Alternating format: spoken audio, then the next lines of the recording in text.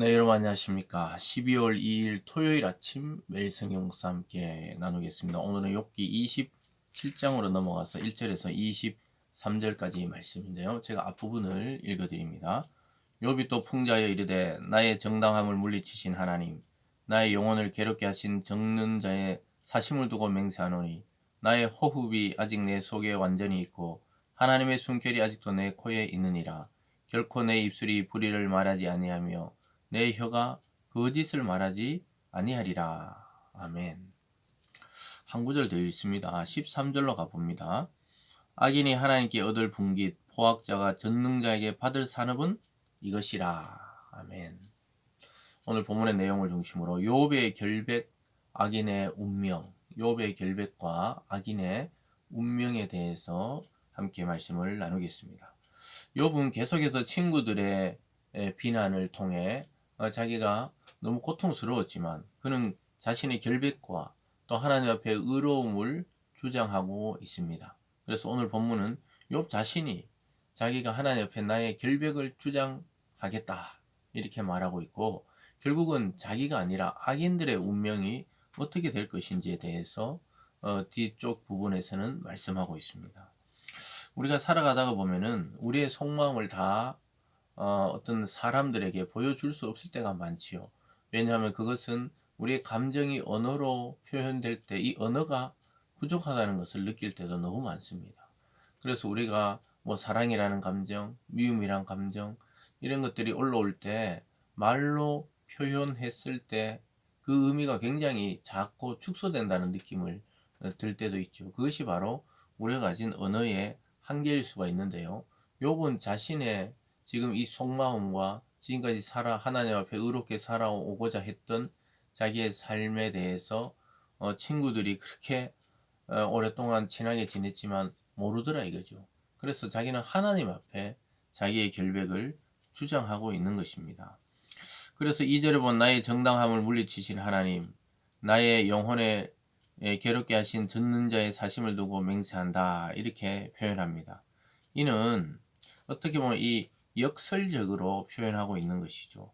자기의 이 정당함을 물리치고 자기의 영혼을 괴롭게 하신 분이 하나님이시다 이렇게 말씀하고 있습니다. 진짜 하나님은 욥의 그 삶이나 믿음을 물리치신 것은 아니지만 욥이 당하는 그 고통의 현실 속에서 자기가 하나님을 바라볼 때는 마치 하나님이 자기를 정당한 자기를 물리치고 자기 영혼을 괴롭게 하는 것처럼 느껴졌던 것입니다. 그렇지만 그는 자기의 호흡이 아직 자기 속에 있고 하나님의 숨결도 아직 내 코에 있다는 거예요. 하나님이 주신 생명이 아직까지는 자기 속에 있다는 것이죠. 그래서 아직 죽지 않았기 때문에 자기는 하나님 앞에 자기 결백을 주장하고 있는 것입니다.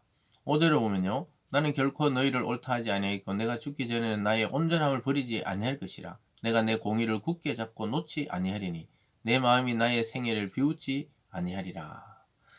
자기 스스로 자기를 비웃을 정도로 그렇게 불의하지 않았다는 거예요. 그리고 자기는 하나님 앞에 공의롭게 행동했다고 이야기하고 있습니다. 그래서 이 욥은 자기 결백을 계속해서 주장하죠. 의롭고 순전하다고 이야기하고 있습니다. 그래서 다른 사람들의 의견이나 비난이 있을지라도 자기 자신과 하나님과의 그 관계 속에서 의로운 삶을 살았다면 하나님 앞에 당당하게 이렇게 고백할 수가 있는 것입니다.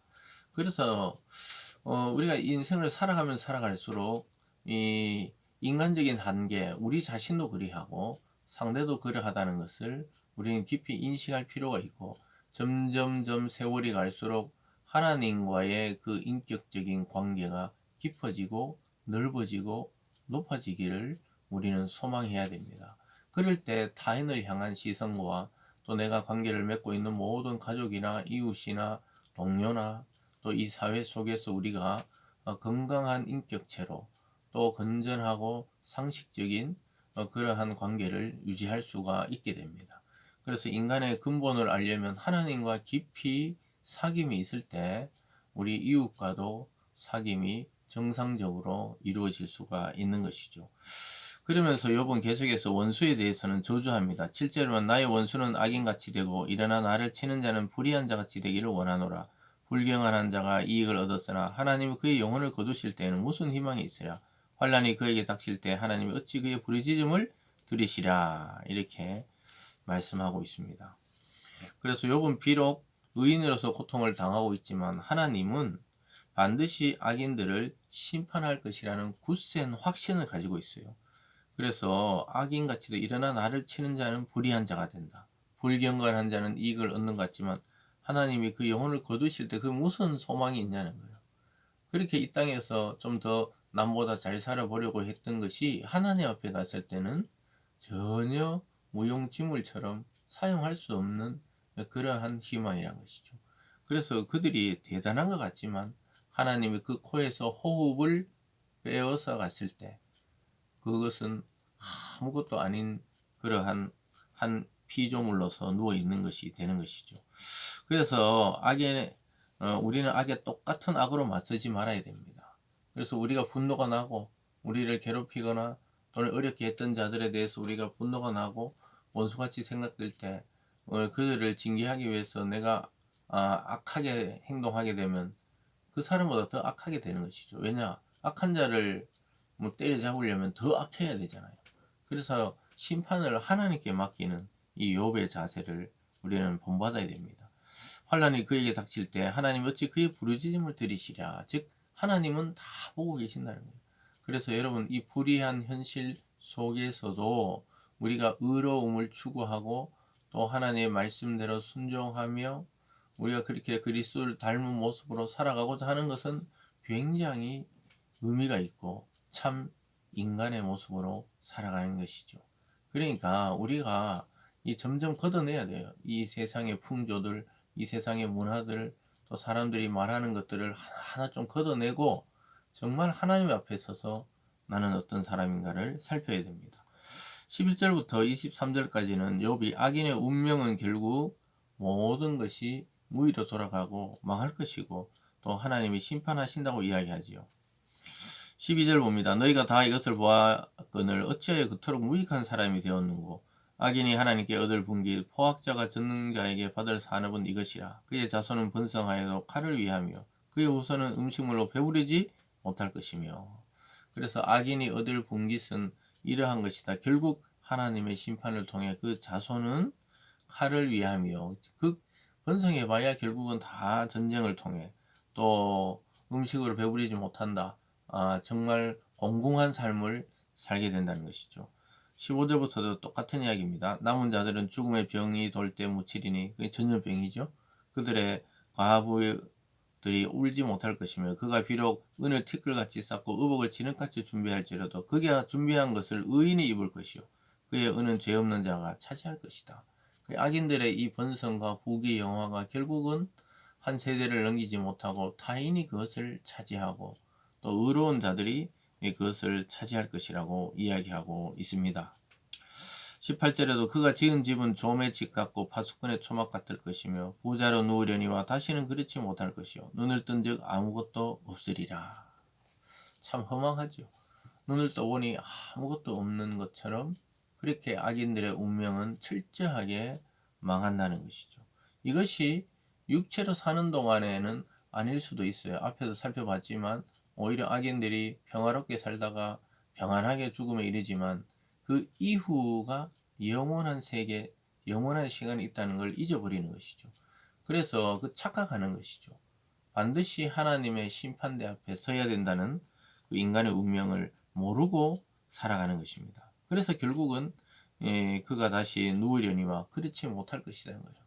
부자로 눕지만 그렇지 못하다는 거예요. 하나님이 철저하게 그 악에 대해 징계하신다고 이야기하고 있습니다. 22절에 보면 하나님은 그를 아끼지 아니하시고 던져버릴 것이니 그의 손에서 도망치려고 힘쓰리라.